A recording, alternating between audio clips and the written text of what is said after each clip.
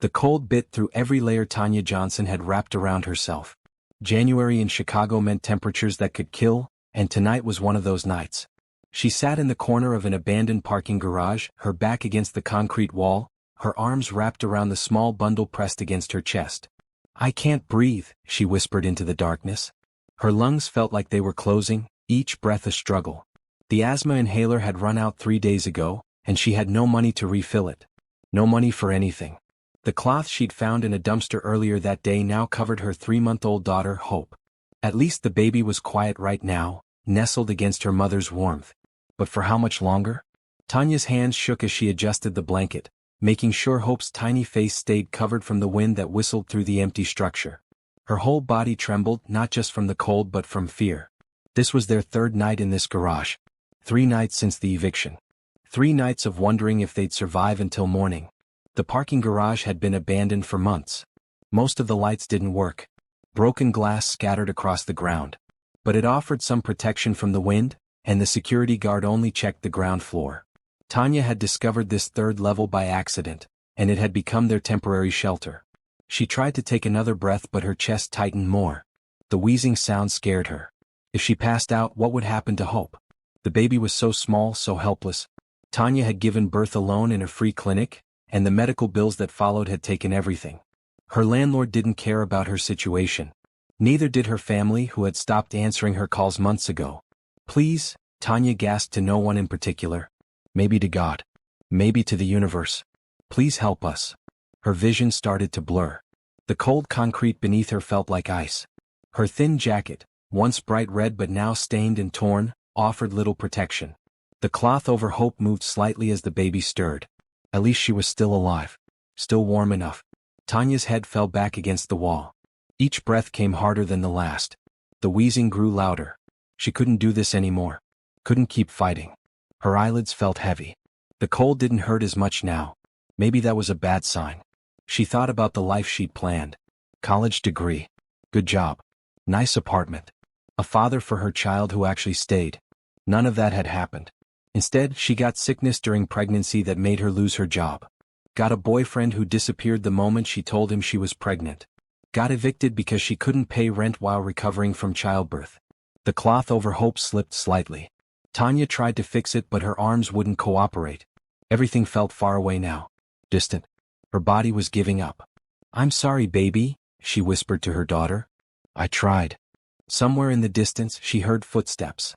Heavy boots on concrete. Her mind registered the sound but couldn't make sense of it. No one came here. No one cared about this place. The footsteps got closer. A bright flashlight beam swept across the garage level. Tanya tried to call out but only managed a weak wheeze. The light moved past them then swung back. Locked on her corner. "Oh my God," a man's voice said. The footsteps rushed toward her. Tanya's eyes could barely focus but she saw a figure in a dark blue coat kneeling beside her. Strong hands touched her shoulder. "Miss, can you hear me?" The voice was deep, urgent. "Can you talk to me?" Tanya tried to nod but wasn't sure if her head actually moved. The man's hand went to the cloth covering Hope. "I can't breathe," Tanya finally managed to whisper. "My baby." The man carefully lifted the edge of the cloth. His entire body went still. His hand froze. For a moment, time seemed to stop as he stared at the tiny infant pressed against Tanya's chest. The baby's brown skin looked almost blue in the cold. Her little chest rose and fell in shallow breaths. "There's a baby," he said, his voice cracking. "A baby out here in this cold." He immediately pulled off his expensive coat and wrapped it around both of them. The warmth felt like fire against Tanya's frozen skin. She wanted to refuse, to say she didn't deserve it, but her body had already accepted the heat. "I'm calling an ambulance," the man said, pulling out his phone. "Stay with me. Both of you stay with me." Tanya's eyes closed. She heard the man talking rapidly on the phone. Heard him give the address. Heard him say something about hypothermia and an infant. The words blurred together. Then she felt herself being lifted. Strong arms under her knees and back. She tried to protest but no sound came out. The man carried her quickly toward the exit, his coat still wrapped around her and Hope. "You're going to be okay," he kept saying. "Both of you. I promise." Tanya wanted to believe him. Wanted to hope. But hope had left her so many times before. The cold night air hit them as they left the garage.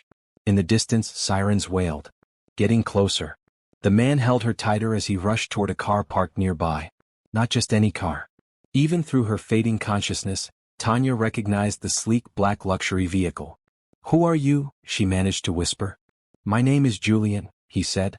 "Julian Carter. And I'm not leaving you." Does one chance encounter really change everything? Or does it take a heart willing to see what others ignore? If this story touches you, subscribe to see how Tanya's life transforms. Drop a comment telling me what you would do if you found someone in desperate need. Would you stop to help or would you walk away? Julian Carter had built a fortune by paying attention to details others missed. That instinct had made him one of the youngest billionaires in Chicago. Tonight it had saved 2 lives. He'd been doing a late-night inspection of properties his company owned. The abandoned parking garage was scheduled for demolition next month to make way for a new community center. He always checked his projects personally, even at odd hours. Some habits from his poor childhood never left him. The sound of wheezing had been so faint he almost missed it. But something made him pause. Made him turn his flashlight toward that dark corner. And there she was, a beautiful young woman with brown skin and desperate eyes, barely conscious, clutching a baby to her chest. Now, as he drove well over the speed limit toward the hospital, Julian couldn't stop glancing at the woman in his passenger seat. She'd passed out completely. The baby somehow remained quiet under the layers of coats he'd piled on them. His car's heated seats were on full blast. "Come on," he muttered, weaving through traffic. The ambulance would have taken too long. His car would get them there faster. His mind raced with questions. How long had they been out there? Where was her family? How did a mother and baby end up in an abandoned garage in January? The hospital emergency entrance appeared ahead. Julian pulled up right to the doors and jumped out, running around to the passenger side. He carefully lifted the woman again, baby and all, and rushed through the automatic doors. "I need help," he called out. 3 nurses ran over immediately. A doctor appeared behind them. "What happened?" the doctor asked, already checking the woman's pulse. "I found her in an abandoned parking garage," Julian said quickly. "She said she couldn't breathe. Has asthma, I think. And the baby, she's been out in the cold." "Get them to Trauma 1, the doctor ordered. "Now." The nurses took over, placing the woman on a stretcher that had appeared from somewhere. One nurse carefully took the baby, peeling back the layers of coats. "The infant is hypothermic," the nurse said. "We need the warming unit." They rushed away through double doors. Julian stood there, suddenly alone in the waiting area. His hands were shaking. In all his years of business deals and high-pressure situations, nothing had ever affected him like this. A hospital administrator approached him with a clipboard. "Sir, do you have information about the patients?" "No," Julian admitted. "I just found them." "Do you know their names?" He shook his head. "I know her first name is Tanya. That's all she said before she passed out." The administrator nodded. "We'll need someone to handle the billing. Without insurance information." "I'll handle it," Julian said immediately. The administrator blinked. "Sir, emergency care can be very expensive, and we don't know the extent." "I said I'll handle it. All of it. Whatever they need. Put it on my account." He pulled out his wallet and handed over a black credit card. The administrator looked at the name on the card. Her eyes widened slightly. "Mr. Carter. I didn't recognize you." "Of course we'll take care of everything." Julian barely heard her. His eyes stayed fixed on those double doors where they'd taken Tanya and her baby. He moved to the waiting area and sat down, still wearing just his suit. He'd given both his coat and his car blanket to them. The minutes crawled by. Julian pulled out his phone and made several calls. First to his assistant, telling her to clear his schedule for tomorrow. Then to his lawyer, asking about resources for homeless families. Then to his mother, who always knew what to do in situations like this. "You found a woman and baby in a parking garage?" his mother asked, concern filling her voice. "Yes. They were dying, Mom. If I'd been 10 minutes later..." "You did the right thing, Julian. Stay there. Make sure they're okay. And son, this is why I'm proud of you." After hanging up, Julian sat back and closed his eyes. His mind went to his own childhood. The nights his mother had struggled to keep him and his sister warm. The times they'd slept in their car because they had no apartment. The feeling of hunger that never quite went away. He'd promised himself that when he made it, really made it, he'd help people the way strangers had helped his family. Tonight he got that chance. A doctor came through the doors an hour later. Julian jumped to his feet. "Mr. Carter?" the doctor said. "I understand you brought in our patients. How are they?" The woman, her name is Tanya Johnson according to the ID we found, is stable. She has severe asthma that wasn't being treated, plus hypothermia and malnutrition. We've got her on breathing treatments and warming protocols. She should recover fully. And the baby? The doctor smiled slightly. Baby Hope is tougher than she looks. 3 months old, also hypothermic and underweight, but no permanent damage. We're keeping both of them for observation, probably 3 days minimum. Relief flooded through Julian. Can I see them? Not tonight. They both need rest. But perhaps tomorrow if Ms. Johnson agrees. Julian nodded. Whatever they need. Medical care, medications, anything. I'm covering all costs. That's very generous. The doctor paused. Mr. Carter, I don't know what your relationship is with Ms. Johnson, but you should know that we've contacted social services. A mother and infant experiencing homelessness, they'll need to assess the situation. Social services? Julian's jaw tightened. They're going to take the baby? Not necessarily. But they'll want to ensure there's a safe place for them to go after discharge. Without a home address. She'll have a home, Julian said firmly. I'll make sure of it. The doctor looked surprised but nodded. That's good to hear. Check back tomorrow afternoon. After the doctor left, Julian walked back to his car.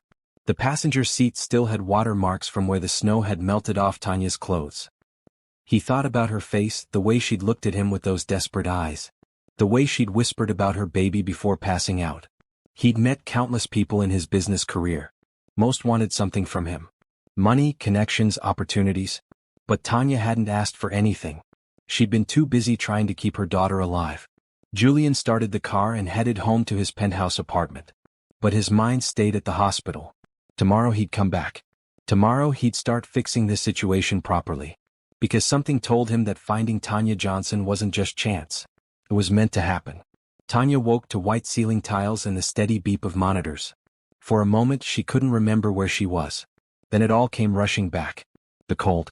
The garage. The man. Hope. Hope. She tried to sit up but pain shot through her chest. Hands gently pressed her back down. Easy now, a nurse in green scrubs said softly. Your baby is fine. She's in the NICU getting warm and fed. You can see her soon. I need to see her now. Tanya's voice came out hoarse. Please. I need to know she's okay. The nurse nodded understandingly. Let me check with your doctor. But I promise you she's doing well. Better than expected actually. Tanya lay back against the pillows. Her chest still hurt with each breath but differently than before. Not the desperate crushing pain but a soreness. She looked down and saw N4 in her arm. Monitors tracked her heart rate and oxygen levels. A breathing mask sat nearby on the bedside table. Where am I? She asked. Chicago Memorial Hospital. You were brought in last night with severe hypothermia and an asthma attack. You're in a private room on the 4th floor. Private room? Tanya's stomach dropped. I can't afford a private room. I can't afford any of this. The nurse smiled gently. All your bills are taken care of. The gentleman who brought you in has arranged everything. What gentleman? Mr. Carter. Julian Carter. He's been calling every hour to check on you and your daughter. Tanya's mind struggled to catch up. The man from the garage. Julian. She remembered his voice, strong and sure. His warm coat. His arms carrying her. But why would he pay for all this? I don't understand, she whispered. I don't know all the details, the nurse said, checking the monitors. But you're very lucky he found you. A few more hours in that cold. She didn't finish the sentence. She didn't need to. A doctor came in then, middle-aged with kind eyes. He introduced himself and examined Tanya thoroughly, explaining her condition. Severe asthma attack. Stage 2 hypothermia. Dehydration and malnutrition. But no permanent damage. She would recover. Can I see my baby now? Tanya asked when he finished. Of course. We'll wheel you down to the NICU. 10 minutes later, Tanya sat in a wheelchair next to an incubator where Hope lay sleeping. Her daughter looked so small under the warming lights, but her color was better. Pink instead of blue. Her little chest rose and fell steadily. Tears streamed down Tanya's face. I'm so sorry, baby. I'm so sorry. A NICU nurse standing nearby touched her shoulder. You kept her alive out there. That takes incredible strength. You're a good mother. I almost got her killed. No. You protected her with your own body. You put her needs above yours. That's what mothers do. Tanya reached through the incubator opening and gently touched Hope's tiny hand. The baby's fingers wrapped around her thumb. That simple gesture broke something open inside Tanya, and she sobbed. She cried for all the mistakes she'd made. For the boyfriend who'd abandoned them. For the family who'd turned their backs. For the job she'd lost and the apartment she couldn't keep. For every moment of the past 3 months when she'd felt completely alone. But mixed with the grief was something else. Relief. Hope was alive. They'd survived. Someone had found them. Someone had cared enough to help. Later that afternoon, Tanya was back in her room when there was a knock on the door. The nurse poked her head in.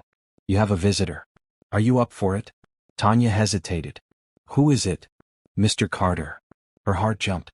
Part of her wanted to refuse, feeling embarrassed about her situation. But another part, the honest part, knew she owed this man her life. And Hope's life. "Okay," she said quietly. The man who walked through the door took her breath away. He was tall, with dark hair and sharp features.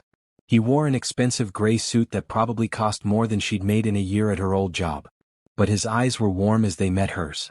"Miss Johnson," he said, his voice the same one she remembered from the garage.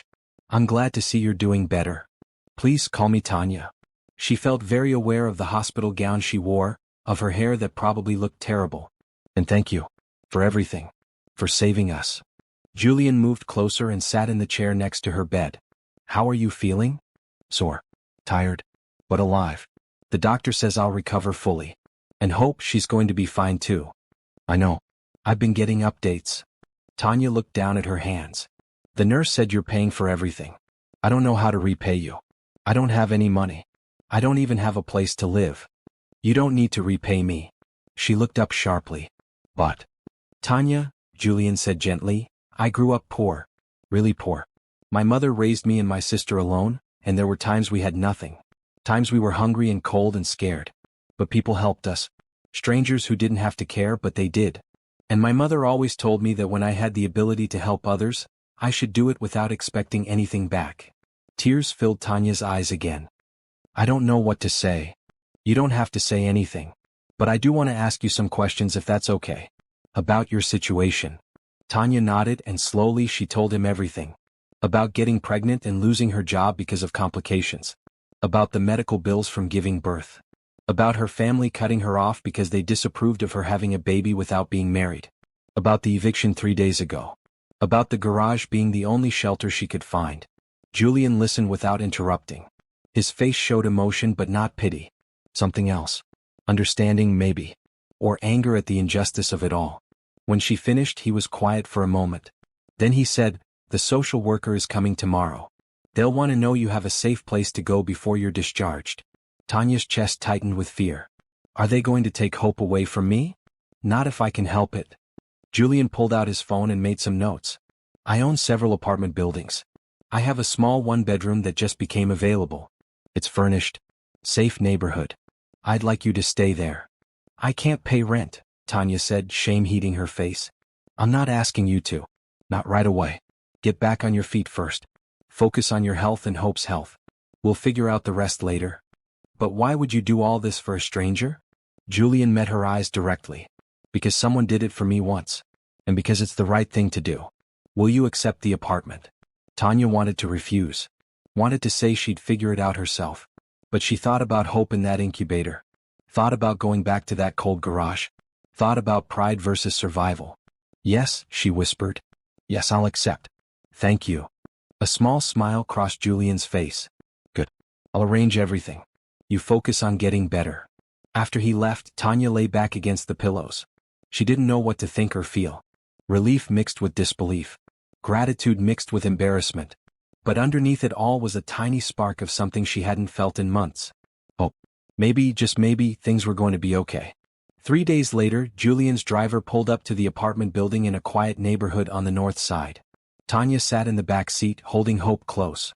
The baby wore new clothes from the hospital, soft blue pajamas that Julian had somehow arranged to have delivered. Tanya wore donated clothes from the hospital charity closet, a green sweater and jeans that actually fit. "This is it," the driver said kindly. He was an older man named George who talked to her gently the whole ride, sensing her nervousness. Julian was waiting outside the building entrance. He wore dark jeans and a maroon sweater today, more casual than the suit from the hospital. He smiled when he saw them. "Welcome home," he said, opening the car door. "Home. The word felt foreign to Tanya. Julian led them inside and up to the second floor. The building was clean and well-maintained. Other residents they passed nodded politely. At door 2C, Julian pulled out a key and handed it to Tanya. "It's yours," he said simply. Her hand shook as she unlocked the door. The apartment was small but beautiful. A living room with a comfortable couch and TV. A kitchen with new appliances. Through one door she could see a bedroom with a real bed. And in the corner of the bedroom, a crib already set up with soft pink blankets. "I took the liberty of getting some things you'd need," Julian said, sounding almost apologetic. "But if you don't like anything we can change it." Tanya walked slowly through the space, hope still in her arms. The refrigerator was stocked with food. The cabinets had dishes and pots and pans. The bathroom had towels and toiletries. The closet had clothes in her size, simple but good quality. Diapers and baby supplies filled a dresser in the bedroom. She turned to face Julian, tears streaming down her cheeks. "I don't deserve this." "Yes, you do. Every person deserves a safe place to live." He stepped closer but kept a respectful distance. "Tanya, I know this is overwhelming. But I want you to understand something. This isn't charity. This is a helping hand. There's a difference." "What difference?" "Charity makes people feel small. A helping hand recognizes that anyone can fall on hard times, and we all need help sometimes." He gestured around the apartment. "My mother and I lived in a place half this size when I was a kid. And we were grateful for it because it was warm and safe. That's all this is. A warm, safe place for you and Hope." Tanya wiped her eyes. "I want to pay you back. Somehow. Then focus on getting better. Focus on your daughter. When you're ready we'll talk about next steps. But for now just breathe. Just live." After Julian left, Tanya sat on the couch and looked around her new home. It didn't feel real. Any moment she expected to wake up back in that cold garage. But hope stirred in her arms, a reminder that this was happening. Over the next few days Tanya settled into a routine. She took her asthma medication religiously. She fed Hope on schedule. She kept the apartment clean. And she thought about her future. Julian called every evening to check on them. Just brief conversations making sure they had everything they needed. He never pushed or asked for anything. Just offered support. On the 5th day he came by with his laptop. "I have a proposal for you," he said as they sat at her small kitchen table. "My company partners with a job training program for people who've faced hardships. They offer free courses in things like business administration, computer skills, customer service. Everything is online so you can do it from home while taking care of Hope." "Online courses?" Tanya leaned forward, interested. "Yes. And when you finish there are job placement services. Good jobs with benefits." He turned the laptop toward her, showing her the program website. "What do you think?" Tanya studied the screen. The courses looked legitimate. Professional. The kind of training that could actually change someone's life. "I never finished college," she admitted quietly. "I had 2 years done, but then. This isn't college level. But it is valuable. Real-world skills that employers want." Julian's voice was encouraging. "You're smart, Tanya. I can tell. You just need an opportunity." She looked at Hope, sleeping in the bouncer chair nearby. Then back at the laptop screen. Then at Julian, this man who'd appeared in her life like some kind of miracle. "Okay," she said. "Yes. I want to do this." Julian's smile was genuine. "Great. I'll get you registered today." That afternoon after he left, Tanya sat at her new laptop, another gift from Julian, and explored the course options. Business basics. Computer applications. Customer service excellence. She could do this. She could build a real future. She spent the evening creating her schedule. Wake up at 6. Feed and change Hope. Study for 3 hours. Break for lunch and baby time. Study for 3 more hours while Hope napped. Evening for dinner and family time. It was structured. Purposeful. For the first time since before Hope was born, Tanya felt like herself again. Not just a struggling mother. Not just a charity case. But a person with goals and plans. Julian called that night as usual. "How are you settling in?" he asked. "Good. Really good." Tanya surprised herself with how true that was. "I made a study schedule. I'm starting the business basics course tomorrow." "That's wonderful." She could hear the smile in his voice. "I knew you'd do well with this." "Julian," she said softly, "why are you doing all this?" "Really?" He was quiet for a moment. "Do you believe in fate, Tanya?" "I don't know. Maybe. I was supposed to inspect that garage next week. But something made me go that night. Something made me park where I did, walk where I walked, stop when I heard you. I don't think that was an accident. You think you were meant to find us? I think we were meant to meet.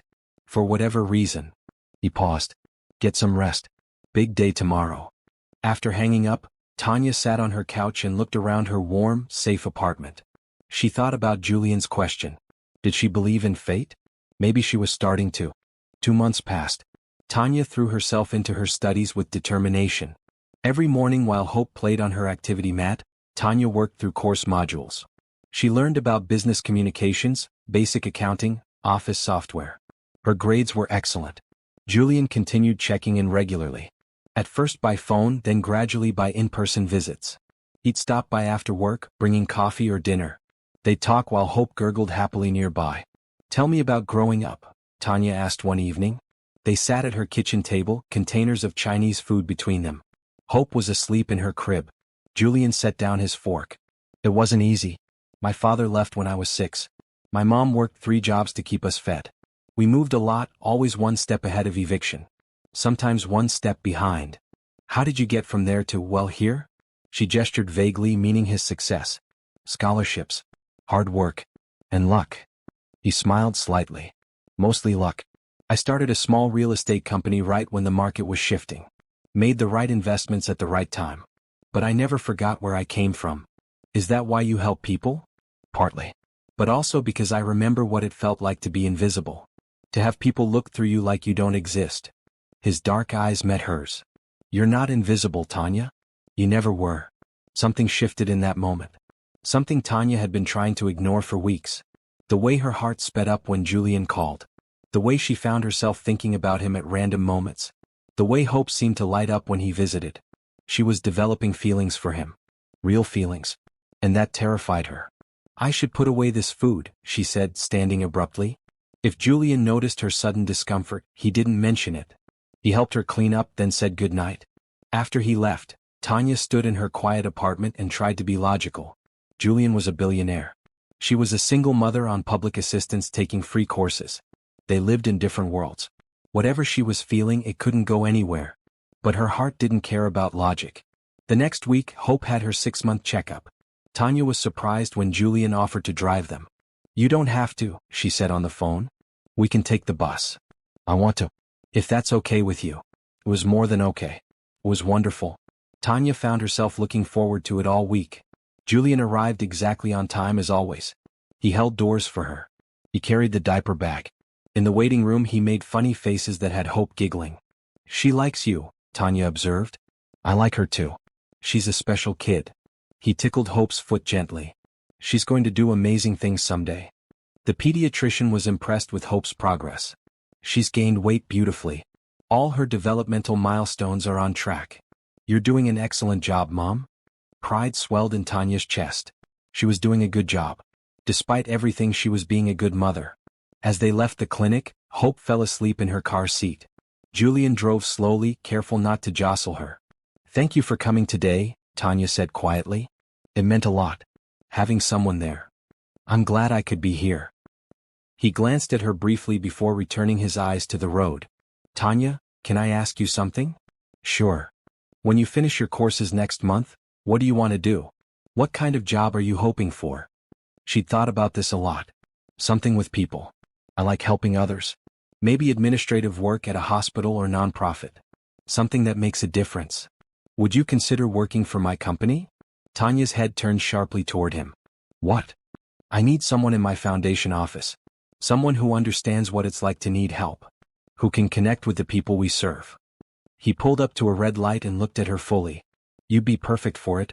Good salary, benefits, childcare assistance. And before you ask, no, this isn't special treatment.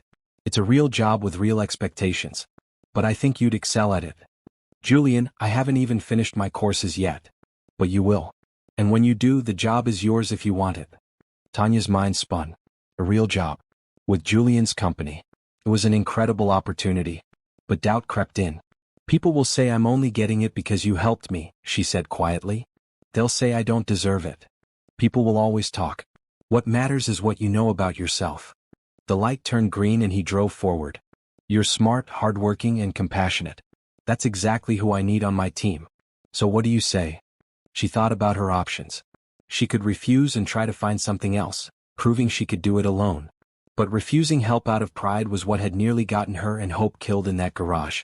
She'd promised herself to never let pride hurt her daughter again. "Yes," she said. "I accept. Thank you." Julian's smile was radiant. "You won't regret it." That night, after Hope was asleep, Tanya stood at her window looking out at the city lights. She thought about how far she'd come in just 2 months.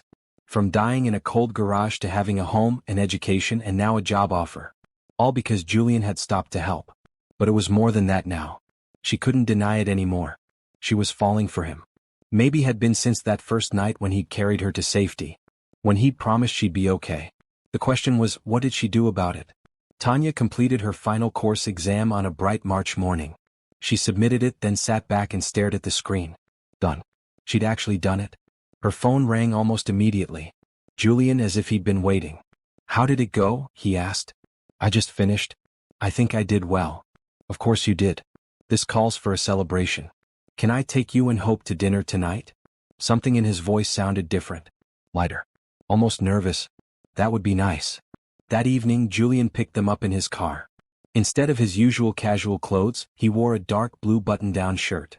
He'd gotten a haircut. Tanya noticed these things and tried not to read too much into them. The restaurant he chose was nice but not fancy. Family-friendly with a kids' menu and high chairs. He'd thought about Hope, about making sure they'd all be comfortable. Over dinner, they talked about her upcoming job start date. About the apartment in the better neighborhood he'd mentioned before. About Hope's first birthday plans, still months away but fun to think about. "I have something for you," Julian said as they finished eating. He pulled an envelope from his jacket pocket. Tanya opened it carefully. Inside was a key and a paper with an address. "What's this?" "Your new apartment. 2 bedrooms, bigger kitchen, better schools nearby. And it's yours for as long as you need it." "Julian." "Before you say anything, there's more." He pulled out another envelope. "Your job offer, official and in writing. Salary, benefits, everything we discussed." Tanya looked at the papers. The salary was more than she'd ever imagined making. Enough to truly support herself and Hope. Enough to start saving for the future. "The apartment rent is very reasonable," Julian continued. "And with your new salary you can afford it comfortably. You'll be completely independent. Standing on your own 2 feet. The significance of that hit her. He wasn't just giving her things. He was giving her the tools to build her own life. There was a difference. "When can I see the apartment?" she asked. "How about this weekend?" What happens when kindness meets opportunity? When someone doesn't just give you a fish, but teaches you to fish and hands you the rod too. If you're inspired by Julian's approach to helping others, subscribe to see how this story unfolds. Comment below, have you ever received help that changed your life? Or given help that made a real difference? Share your story. The apartment was beautiful. Hardwood floors. Large windows that let in natural light. A real bedroom for Hope with space for her to grow. A kitchen where Tanya could actually cook proper meals. "This is too much," Tanya whispered, standing in the empty living room. "It's exactly right." Julian stood near the window, hands in his pockets. "Tanya, I want you to understand something. These past 2 months, watching you work so hard, watching you be such a good mother, watching you rebuild your life. I'm not doing this because I feel sorry for you. I'm doing this because I believe in you." She turned to face him. "You barely know me. I know enough. I know you're strong. I know you're determined. I know you love your daughter more than anything."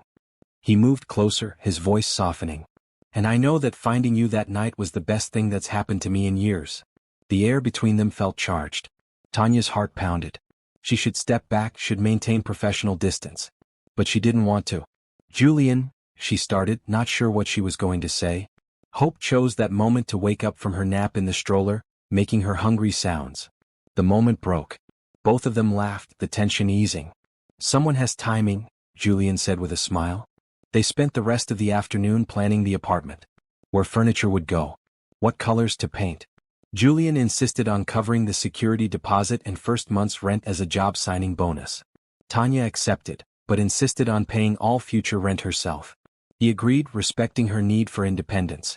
As they drove back to her current apartment, Tanya felt something she hadn't experienced in over a year. Joy. Pure, simple joy. She had a job. A new home. A healthy daughter. A future.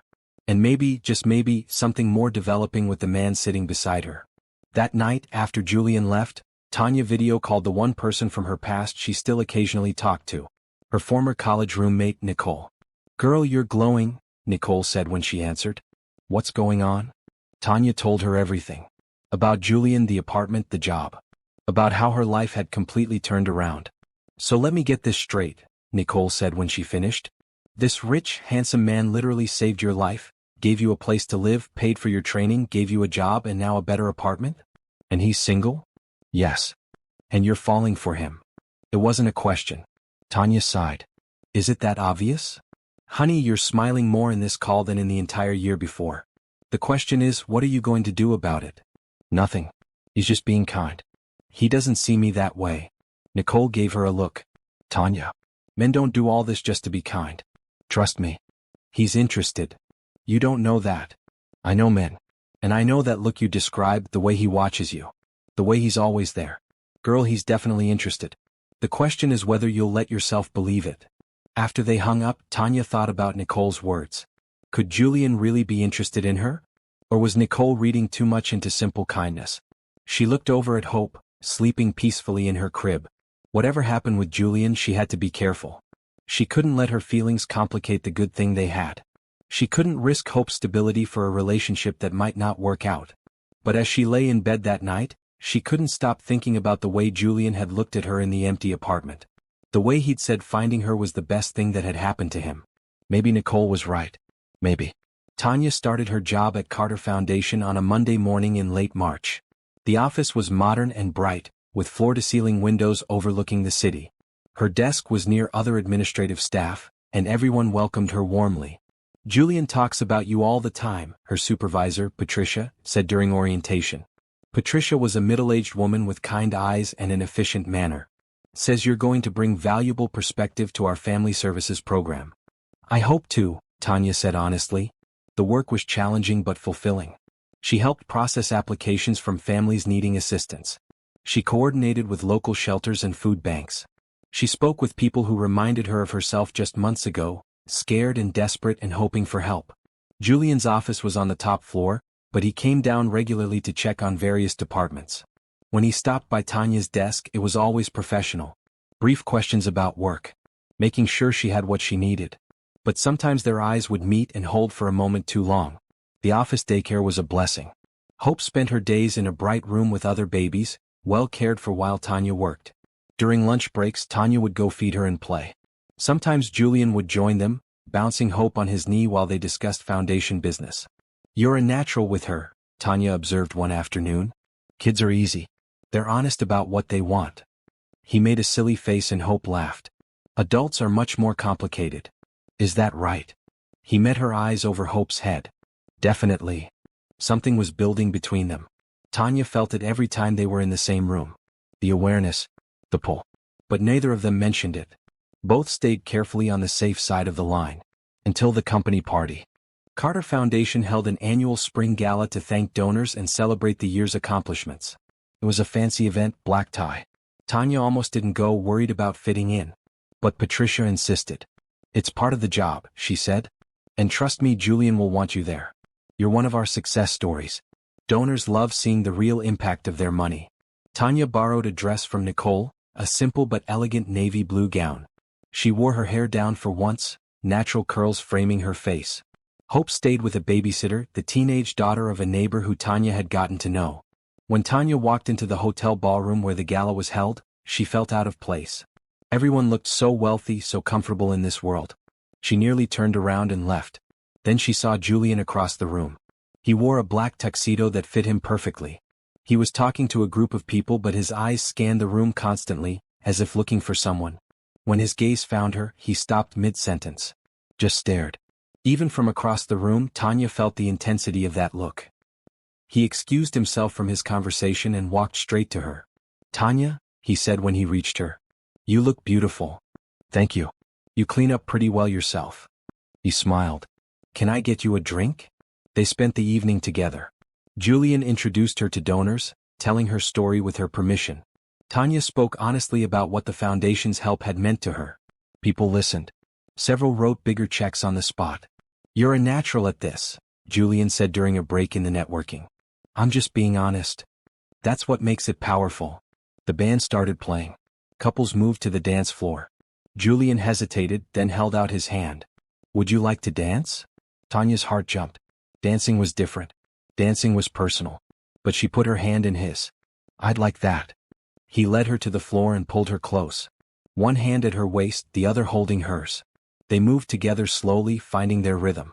I'm glad you came tonight, Julian said quietly, his mouth close to her ear. Me too. Tanya, I need to tell you something. Her heart pounded. Okay. He pulled back slightly to look at her. These past few months, getting to know you, watching you with hope, seeing how strong you are. You've become important to me. More important than I expected. Julian? I'm not asking for anything. I just wanted you to know. You're not just someone I helped. You're someone I care about. The music swelled around them. Other couples danced nearby, but Tanya only saw Julian. Only felt his hands holding her. Only heard his words echoing in her mind. I care about you too, she whispered. His eyes darkened with emotion. You do? Yes. Maybe I shouldn't. Maybe it's complicated. But I do. It doesn't have to be complicated. Doesn't it? You're my employer. My landlord. The person who saved my life. There's so many reasons this is a bad idea. Or maybe there's one good reason why it's not. He pulled her slightly closer. Because we actually feel something real. Tanya wanted to argue. Wanted to list all the logical reasons they shouldn't pursue this. But in that moment, swaying in his arms with music surrounding them, logic didn't matter. What do we do? She asked. We take it slow. We be honest with each other. We figure it out together. And if it doesn't work out, then we deal with it like adults. But Tanya, I think it will work. I really do. The song ended. They stood there for a moment longer, hands still clasped, neither wanting to let go. Then reality intruded as someone called Julian's name, needing his attention. I should. He gestured vaguely toward the interruption. Go. I know. But before he left, he squeezed her hand. We'll talk more. Soon. Tanya watched him walk away, her heart full of hope and fear in equal measure. What were they doing? Was this crazy? But when she touched her waist where his hand had been, feeling the lingering warmth, she couldn't regret it. Maybe crazy was okay sometimes. The day after the gala, Julian called Tanya at work. Can you come up to my office? I have something I want to discuss. Her stomach fluttered as she rode the elevator to the top floor. Was he regretting what he'd said last night? Was this about them or about work? Julian's assistant waved her through. His office was stunning with huge windows and modern furniture. But what caught her eye was the wall of photos showing various foundation projects. Families in new homes. Kids at after-school programs. Community centers and food banks. Pretty good legacy, she said, studying the pictures. Julian came to stand beside her. It's what matters to me most. More than the real estate deals or the money. This is why I do what I do. Because of your mom. And people like you. People who deserve a chance. He turned to face her. Tanya, about last night? If you're going to say it was a mistake, she interrupted, just tell me now. What? No. He looked shocked. Not a mistake. The opposite. I want to take you to dinner. A real date. Just the two of us. Relief flooded through her. What about Hope? Patricia's daughter babysits, right? We'll pay her well. One evening. What do you say? Yes. I'd like that. They set it for Friday. Tanya spent the week simultaneously excited and terrified. She told Nicole, who squealed over the phone. She bought a new green dress with her first real paycheck. She tried not to overthink everything. Friday came. The babysitter arrived at 6. Tanya kissed Hope goodbye, gave the sitter all the emergency numbers and tried not to look as nervous as she felt. Julian picked her up at 7. He took her to a quiet restaurant, nothing too fancy, where they could actually talk. They ordered food and wine and then they just talked. Really talked. He told her about building his company from nothing. About the failures along the way. About his sister who lived in California with her family. About his mother who'd passed away 2 years ago. I wish she could have met you, he said. She would have liked you. Tell me about her. She was tough. Had to be. But kind, always kind. She taught me that having money didn't make you better than anyone else. Just luckier. He smiled. She volunteered at a homeless shelter every week, even after I'd made my fortune. Said it kept her grounded. Tanya told him about her own dreams growing up. About wanting to be a teacher. About the family that had high expectations but little support. About her ex-boyfriend who'd seemed so perfect until he wasn't. I don't regret having Hope, she said firmly. Not for a second. But I do regret trusting him. His loss, Julian said simply. He missed out on knowing an amazing kid. And an amazing woman. The compliment warmed her. They lingered over dessert, neither wanting the evening to end. When Julian finally drove her home, he walked her to her door. I had a great time, Tanya said, suddenly shy. So did I. Can we do it again? I'd like that. He leaned in slowly, giving her time to pull away if she wanted. She didn't want to. Their lips met in a soft, sweet kiss that made her toes curl. When they pulled apart, both were smiling. Good night, Tanya. Good night. She floated inside, paid the babysitter, checked on sleeping Hope, then collapsed on her couch with a huge grin. She was dating Julian Carter. Actually dating him. It felt surreal. Over the next month, they saw each other regularly. Dinner dates when they could arrange babysitters. Lunch together at work. Walks in the park on weekends with Hope in her stroller. They took it slow, getting to know each other without the pressure of his help hanging over them. Tanya insisted on paying for dates sometimes, even though her salary was nothing compared to his wealth. Julian understood why it mattered to her and accepted gracefully. I want to show you something, Julian said one Saturday afternoon. They'd been dating about 6 weeks. He drove them to a part of the city Tanya didn't recognize. Where are we going? You'll see. He pulled up to a large building with scaffolding around it. A sign read, Future Home of Carter Family Center. What is this? Tanya asked. Remember the parking garage where I found you? Her breath caught. Yes. I bought it. We're turning it into a community center. Homeless services on the first floor. Job training on the second. Childcare on the third. Free for anyone who needs it. Tears filled Tanya's eyes. Julian, I want you to help run it. Be the director of family services. You know what people need because you've been there. He took her hand. This place, this project, it happened because of you. Because finding you reminded me why I do this work. Tanya looked at the building, imagining what it would become. A place of hope instead of despair. A place where other women like her could find help. I'd be honored, she said. He kissed her right there on the sidewalk, Hope babbling happily between them in her stroller. In that moment, Tanya felt complete. She had a purpose. A partner. A family. The center opened 3 months later with a huge ceremony. Local officials came. News cameras. Donors and volunteers.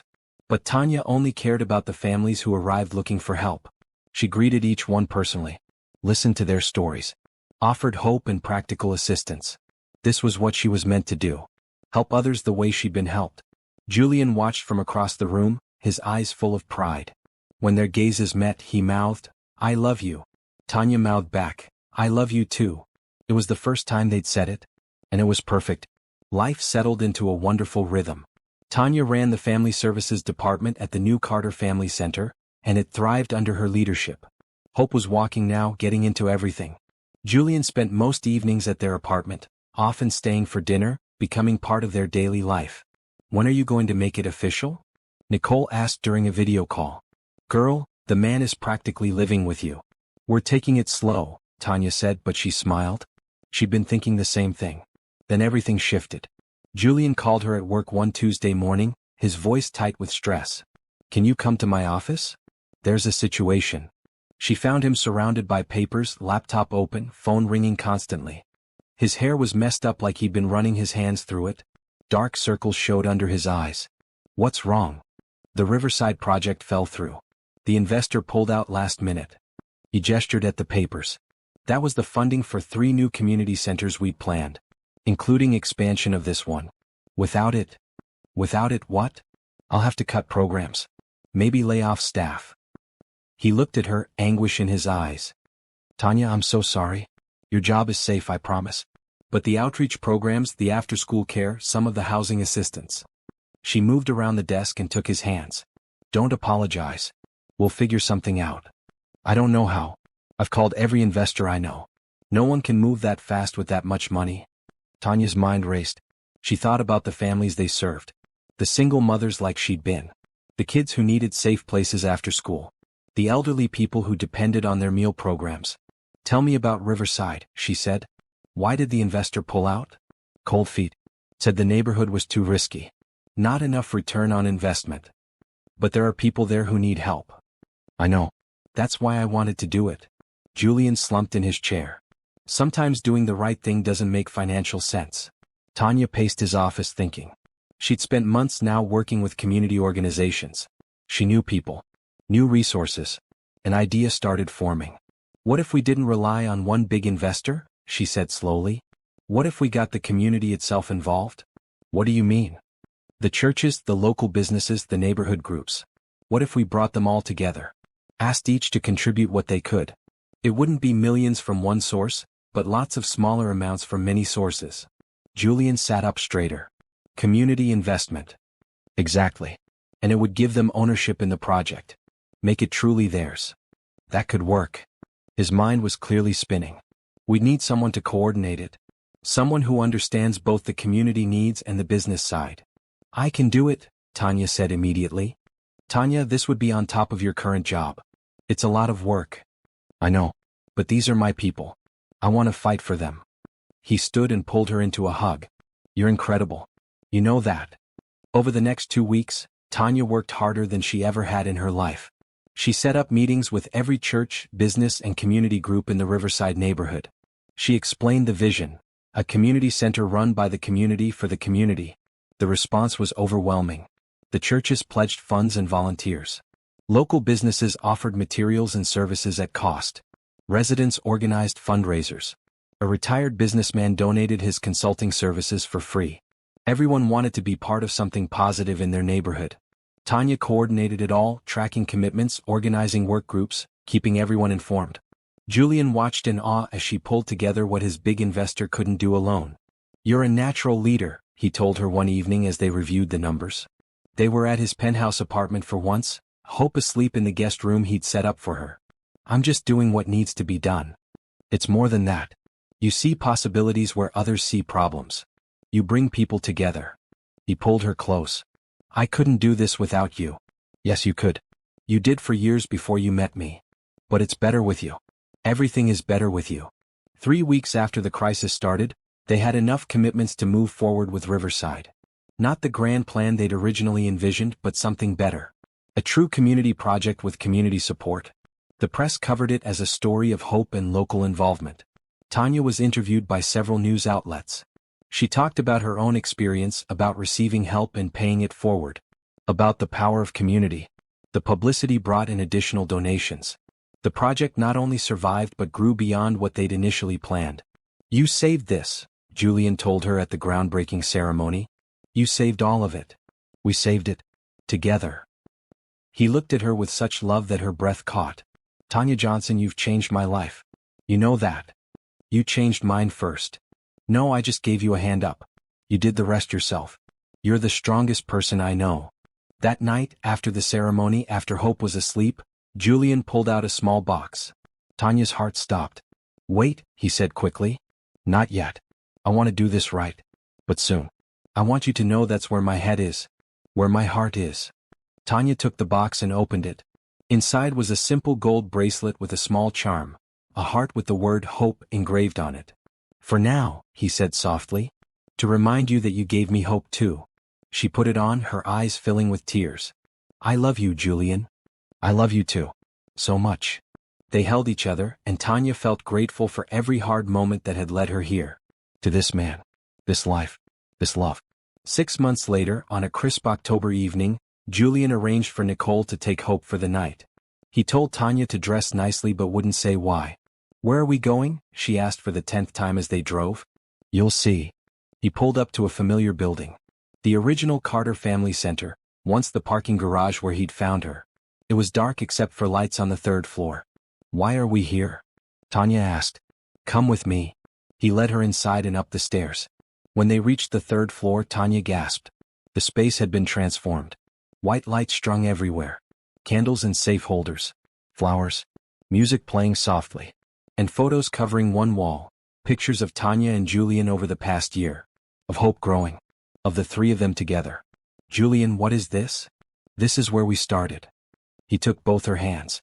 Do you remember that night? Of course. I'll never forget it. I was supposed to inspect this building the next week. But something made me come that night. Something made me park where I did, walk the route I walked, stop when I heard you. His voice was thick with emotion. Finding you changed everything, Tanya. You changed me. Tears streamed down her face. You saved my life. No. You saved your own life. You survived. You fought. You protected hope even when you could barely breathe. I just gave you the tools to rebuild. But you did the rebuilding. He dropped to one knee. Tanya's hands flew to her mouth. Tanya Johnson, this past year with you has been the happiest of my life. You're smart, strong, compassionate, and beautiful inside and out. You're an amazing mother. An incredible partner. My best friend. He pulled out a ring box and opened it. A simple diamond sparkled in the candlelight. Will you marry me? Will you let me spend the rest of my life loving you in hope? Will you be my family? The suspense of the moment hung in the air. Everything Tanya had been through, every struggle, every moment of despair had led to this. To this man, this proposal, this new beginning. A year ago, she'd been dying in this very building, hopeless and alone. Now she stood here, loved and valued, with a beautiful daughter and a man who saw her worth. She could say no. Could protect herself from potential hurt. Could stay independent and safe. But that wasn't who she was anymore. She was someone who accepted help when it was offered. Someone who believed in second chances. Someone who chose hope and love over fear. Yes, she said, her voice strong and sure. Yes, I'll marry you. Julian stood and slipped the ring onto her finger, then pulled her into a kiss that felt like coming home. When they finally pulled apart, both were crying and laughing at the same time. I love you so much, he whispered against her hair. I love you too. Thank you for seeing me. For not walking past that night. I'll never walk past. Not then, not now, not ever. They held each other in the space where their story began, surrounded by lights and photos and the promise of forever. Julian pulled back slightly, his hands cupping her face. I have one more thing. There's more? He laughed. I've been working on something. A new initiative at the foundation. I want you to co-direct it with me. Equal partners in everything, the business and our life. What do you think? You want me as your partner? In the company? I want you as my partner in everything. You're brilliant at this work. You understand it in ways I never could. We're better together. Tanya thought about her journey. From college dropout to homeless mother to foundation co-director. From hopeless to engaged to the man she loved. From barely surviving to truly thriving. Yes, she said again. To all of it. To everything. They danced slowly in that candlelit space, music playing softly, the city lights visible through the windows. This building that had once held only cold and despair now held warmth and promise. Tanya thought about baby Hope, sleeping peacefully at Nicole's house. About the wedding they'd plan. About the future they'd build together. About all the families they'd help through the foundation. What are you thinking about? Julian asked, his voice soft near her ear. About how sometimes the worst night of your life leads to the best days ahead. About how accepting help isn't weakness, it's wisdom. About how love really does conquer fear. You're going to make me cry again. She smiled up at him. Good. I like seeing your emotions. Then you'll love being married to me. I'll probably cry at the wedding. Me too. Happy tears though. The best kind. They swayed together, and Tanya sent up a silent thank you to whatever force had brought Julian to that parking garage on that frozen night. Thank you for the man who didn't walk past. For the help that came when she needed it most. For the love that followed. As if reading her thoughts, Julian said, I'm grateful too. For all of it. Even the hard parts that led us here. Me too. Later, as they stood on the roof looking out over the city, Julian wrapped his arms around her from behind. Ready to start planning a wedding? Ready to start planning a life. Even better. The wind picked up, cool but not cold. Nothing like that terrible January night. Tanya leaned back against Julian's solid warmth and smiled. She'd survived the worst. Accepted help without shame. Built a new life through hard work and love. And now, she was choosing happiness without hesitation. Hope really did lead the way. Kindness really did matter. And love, real love, really could heal all wounds. Let's go home, she said. To Hope. To our family. They walked down together, hand in hand, the ring sparkling on Tanya's finger. Behind them, the lights of the Carter Family Center glowed warm and bright, a beacon of hope for anyone who needed it. Just like Julian had been for her. Just like she would be for others. The circle of kindness, complete.